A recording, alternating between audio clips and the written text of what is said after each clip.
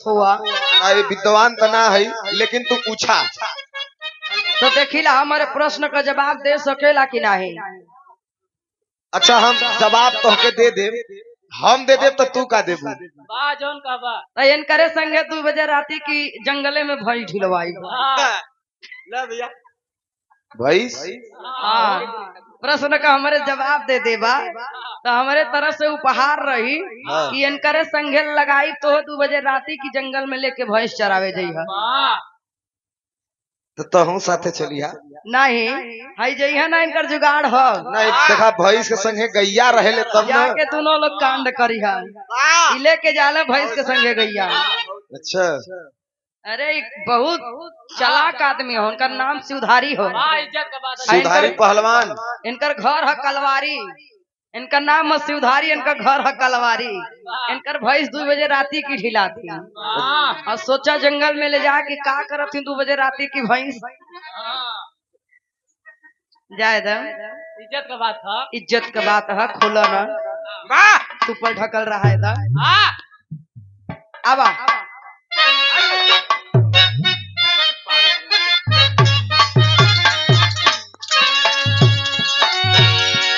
रंगना ये देवरू रंगना,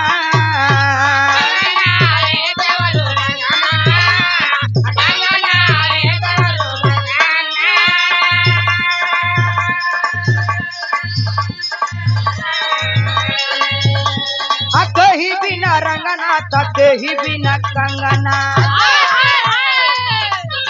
कहीं बिना रंगना तो कहीं बिना कंगना, कहीं बिना अंगना सोहत नहीं के। यह सवाल है।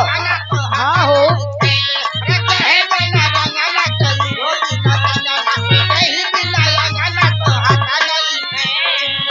यह सवाल है। हाँ। अच्छा अगर हम एकदम सही सही दे दे तो तू का देबू इनाम में हमें? पहले जवाब दो तो बताई। जवाब दे दे तब। हाँ पक्का? पक्का। पीछे मत हटा। नहीं सुना तब हमार जवाब। दोनों मिला के संघल लपेटा इतना जलने रहा। सवाल का जवाब हो। हाँ समझत है। तू इनसे समझा, हम ना कुछ करते।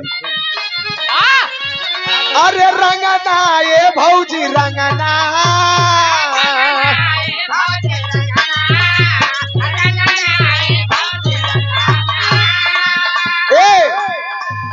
अरे एड़ी बिना रंगना कलाई बिना कंगना।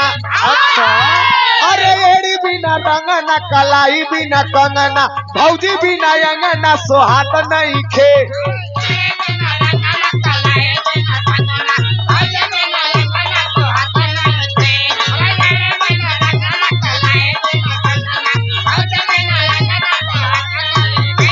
सही है? हाँ हो सही है, एकदम सही है ना? एकदम सही है। चला तब ठीक है। लेकिन सुना ही है एगो सवाल थोड़ी ना। अब भाई और है। हाँ आजमा ली। ठीक है देखा भाई 1 रुपया धरा, अब एक बाद सवाल मत पूछा। नहीं तू रखले रहा अपन 1 रुपया 10 रुपया तू हमसे ले ला। 1 रुपया लो, एंजॉय करो। तू 10 रुपया हमसे ले ला, लेकिन हम सवाल करब। अच्छा कहला सुना कहीं बिना बकरी तो कहीं बिना ककरी। का कलू है? बकरी बकरी अहिर का बच्चा है यार। भैंस गैया का बात करा, बकरी का बात करो तो।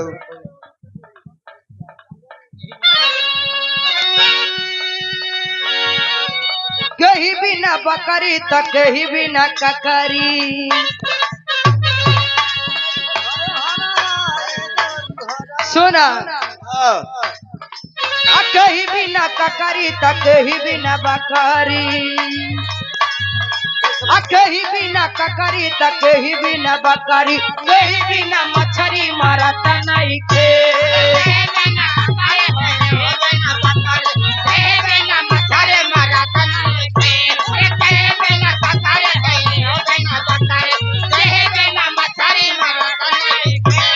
अच्छा एहू का जवाब दे दे ना। हाँ तब इनाम मिली ना। हाँ पक्का? तो सुना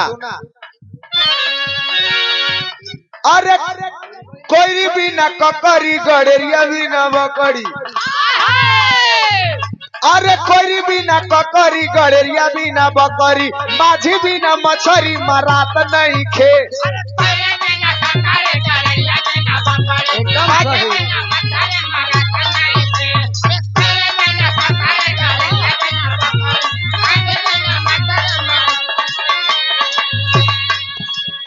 अच्छा सुना ये तने ना एक थी सवाल औरी है। अब ही है। अच्छा चला का सुना सुनावा। हरवा ये देवरू हरवा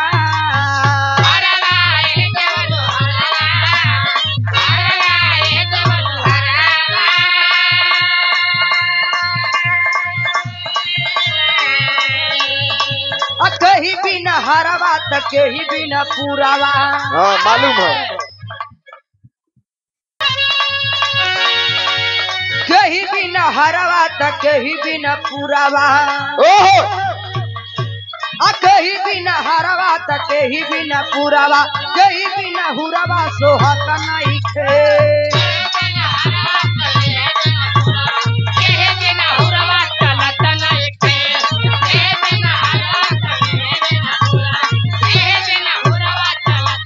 सुना सुना सुना यहू का जवाब ले लाता। अच्छा सुनावा। किसान बिना हरवा। अच्छा हम हरवा उ समझ लिया। अरे माली बिना हरवा कोहार बिना पूरावा। माली बिना हरवा कोहार बिना पूरावा अहिरे बिना हुरावा चलत नहीं खे।